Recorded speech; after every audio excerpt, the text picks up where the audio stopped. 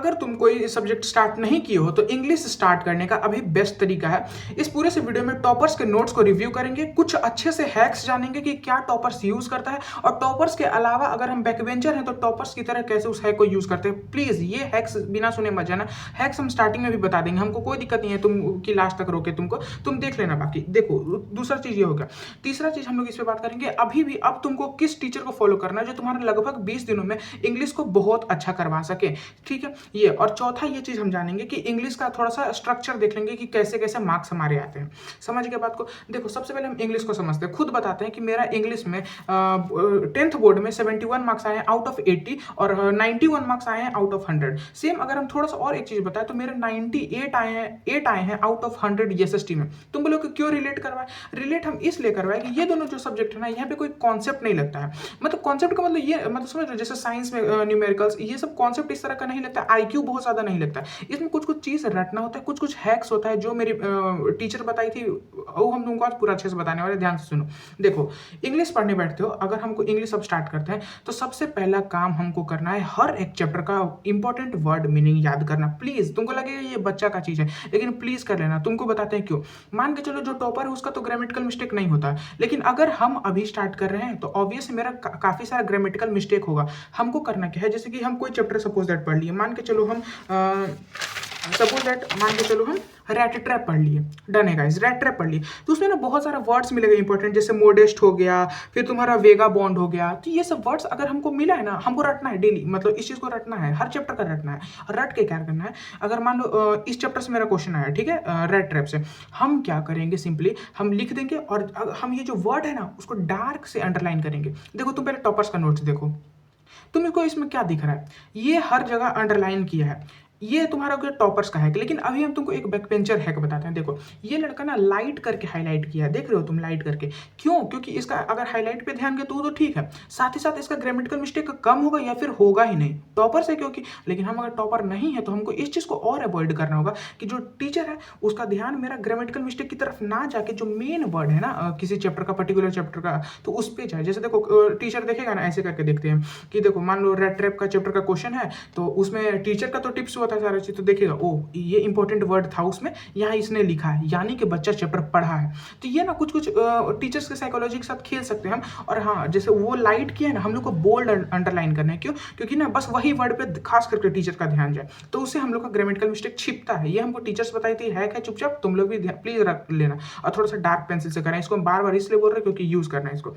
ठीक है, हम मीनिंग करने से अपना ग्रामेटिकल मिस्टेक थोड़ा तो अवॉइड करवा सकते हैं। चलो अब थोड़ा सा आगे बढ़ते हैं, हम राइटिंग सेक्शन की तरफ बढ़ते हैं। देखो राइटिंग सेक्शन हमारा बहुत मार्क्स का आता है और बहुत इंपॉर्टेंट रहता है और बहुत ईजी रहता है सच बोले तो। देखो तुमको कुछ मतलब गिने चुने, तुमको राइटिंग सेक्शन में गिने चुने नोटिस के ऊपर प्रैक्टिस करना है।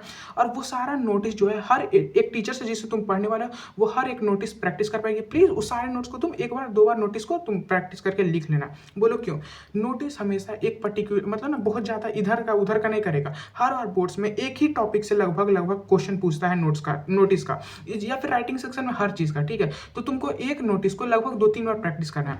एक चीज और बोलेंगे, तुमको नोटिस में थोड़ा बच्चा बनना पड़ेगा। हम लोग को बताते हैं क्यों। देखो नोटिस को ना जितना नीट और क्लियर जितना साफ सुथरा रखेंगे ना नोटिस को, उतना बेस्ट लगेगा। और एक हैक नोटिस के लिए हैक बताते हैं जो तुमको कोई नहीं बताएगा, सच बता रहा। देखो सबसे पहले नोटिस लिखते हो ना तो डब्बा बनाते हो, डब्बा बनाना बहुत जरूरी है, ये तो तुमको सब बता देगा। जो नहीं बताएगा वो बताते हैं। देखो डब्बा हमेशा तुमको पूरा नोटिस लिखने के बाद बनाना है, और पूरा नोटिस एक ही पेज में आ जाना चाहिए। समझ गए ध्यान से। देखो जैसे टॉपर्स का जो नोटिस है, वहां क्या किया है, एक ही पेज में पूरा नोटिस आ गया है। स्टार्टिंग में तुम नोटिस प्रैक्टिस करो, कहाँ लाइन छोड़ना है, ये सब एक पेज में जैसे हम प्रैक्टिस किए। देखो यहाँ पे तुम कर सकते हो कि यहीं पे अभी लिख रहे हो, लेकिन जब तुम अल्टीमेट लिखोगे तब उसमें ये सब कचरा नहीं करना है। यहाँ पे तुम सीखो, 1 में सीखो, 2 में सीखो, 3 में सीखो, 4 में सीखो, जैसे सीख रहे हैं हम उसी तरह यहाँ पे तुम सीखो। यहाँ पे लाइन छोड़ना सीखो, कहाँ गलती हो रहा है वो लाइन कर दो। लेकिन हम लोग को फाइनल एग्जाम में ये सब गलती नहीं करना है। तो हम अब बोलोगे कि तुम डब्बा बाद में बनाने क्यों कर रहे हो। पता है क्यों? क्योंकि कभी कभी क्या होता है, नोटिस अगर मान के चलो एक लाइन बड़ा हो गया, गलती से बड़ा लिख दिए, और ये तुमको कोई नहीं बताएगा। देखो हम लोग तो इतना पहले से प्रैक्टिस तो करके बैठे नहीं है कि हम मेरा सारा चीज सही जाएगा। तो मान के चलो नोटिस का एक लाइन बड़ा हो गया, मान लो दूसरा लाइन थोड़ा छोटा हो गया, तो डब्बा तुम्हारा पार कर जाएगा नहीं। तो इसलिए क्या करना है कि एक पर्टिकुलर डब्बा नीचे का खास करके अगर बनाना मन है तो पेंसिल से ज़रूर बना देना डब्बा को। अगर मान लो तुमको बना के लिखने का मन है कि बाद में भूल जाओगे, तो क्या करना, पेंसिल से एक अच्छा सा डब्बा बना देना और उसके बाद तुम पूरा नोटिस लिखना और लास्ट में नीचे का जो लाइन है वो खींच देना जहाँ तक तुम्हारा आएगा। नोटिस में वर्ड लिमिट प्लीज़ मत बढ़ाना, प्लीज़। अब कुछ पर्टिकुलर नोटिस ही होते हैं जो तुमको टीचर भी हम अंतिम बताएंगे, वो टीचर से पढ़ लेना और वो सारा नोटिस प्रैक्टिस करा देंगे, ठीक है। हम भी बहुत सारा नोटिस प्रैक्टिस कर चुके हैं। चलो राइटिंग सेक्शन में समझ गए। अब देखो लॉन्ग क्वेश्चन आंसर की बात करते हैं। लॉन्ग क्वेश्चन आंसर में स्पेशली तुम देखोगे ना कि तुमको ना दो कैरेक्टर को रिलेट करवाएगा कि मान को चलो कोई चैप्टर है, उसका एक कैरेक्टर को ले लेगा, दूसरा कैरेक्टर ले लेगा, बोलेगा दोनों के बीच में कॉन्वर्सेशन है, बोलेगा दोनों के बीच का कॉमन क्या है, इस तरह से करेगा। तो तुम हमेशा जिस चैप्टर में पढ़ रहे हो, जो भी चैप्टर पढ़ रहे हो, उस चैप्टर का कैरेक्टर के बारे में अच्छे से समझना, ठीक है। जैसे तुम रेड ट्रैप पढ़ रहे हो तो उसमें जो भी मेन कैरेक्टर है तीनों के बारे में थोड़ा सा अच्छे से एनालाइज करना, उसकी बेटी, फिर आयरन वाला आदमी, फिर रेड ट्रैप शेलर, सभी का और नाम जान लेना, ठीक है। और सबका क्या करना, सबका कैरेक्टर के बारे में जानना कि ह्यूमर था इसमें, ये थोड़ा मतलब गुस्से वाला था, और उसको सारा चीज़ तुमको मन में रखना है और सारा चीज़ वहाँ पे लिखना है। और जैसे कैरेक्टर बताएगा ना कि इसको कंपेयर कीजिए, तो उस तरह से तुमको हर जगह लिखना और खासकर उसे इंपॉर्टेंट वर्ड यूज़ करना। ये तुम्हारा राइटिंग सेक्शन को बेस्ट बना देगा, सही बता रहे हैं। उसके बाद हम आते हैं इंग्लिश पढ़ना कौन से टीचर है। तो इंग्लिश शायद मतलब मैम का नाम हम हमेशा भूलते हैं, लेकिन फिर से देखो स्क्रीनशॉट भी लगाते हैं, और शायद नताशा मैम था, सॉरी भाई, सॉरी, निहारिका मैम है नाम। भाई इनका तुम प्लीज़ कर लो, तुम्हारे 15 से 20 दिन में पूरा इंग्लिश नहीं निपटा दे तो मेरा नाम बदल देना, और तुम चाहो तो और तेजी से निपटवा सकते हो, तुम्हारे ऊपर बाकी डिपेंड कर रहा है। और ये सब कुछ हैक्स यूज़ करके, कुछ बैकवेंचर वाला हैक्स यूज़ करके, कुछ टॉपर्स वाला हैक यूज़ करके, थोड़ा सा टॉपर्स का पेपर को तुमको दिखा देते हैं फ्री से, तुम देख लो। और कुछ इस तरह से हम लोग को टॉपर्स के साथ मतलब, और देखते हो कितना नीट और क्लीन लिखा है ये। इंग्लिश के पेपर में हम लोग को बच्चा बन के एकदम साफ सुथरा लिखना है, इन्हें के रगड़ देना है वहाँ पर नहीं। इंग्लिश पेपर ही है ताकि साफ सुथरा लिखो, और कुछ ग्रामेटिकल मिस्टेक छिपाने के लिए कुछ जुगाड़ यूज़ करो। सिंपल है भाई, मार्क्स आएंगे ही आएंगे। क्यों ये सब्जेक्ट है इसमें मेरा बहुत ज़्यादा मार्क्स आया, क्यों ये सब्जेक्ट है SST में मेरा 98 आ गया है, क्यों ये सब रटने का सब्जेक्ट है, कुछ ट्रिक्स यूज़ करने का सब्जेक्ट है। जैसे SST में था ना कि कुछ इंपॉर्टेंट वर्ड और खास करके डेट को अंडरलाइन कर देते थे, तो सिंपल मेरा टीचर और कुछ देखबे नहीं करता था। वही हुआ तब नहीं इतना, क्योंकि हम तो मेरा बहुत सारा ग्रामेटिकल मिस्टेक मेरा बहुत होता था भाई, बहुत। तो इस कारण से ऐसे कुछ ट्रिक्स हम आपको बता दिए, टीचर्स भी बता दिए। निहारिका मैम शायद नाम है, हाँ निहारिका मैम नाम है, NCERT वाले चैनल पे पढ़ाती है, प्लीज़ इनका वन शॉट देखा करो भाई, बहुत तेज़ी से करवा रही है, बहुत सही करवाई है।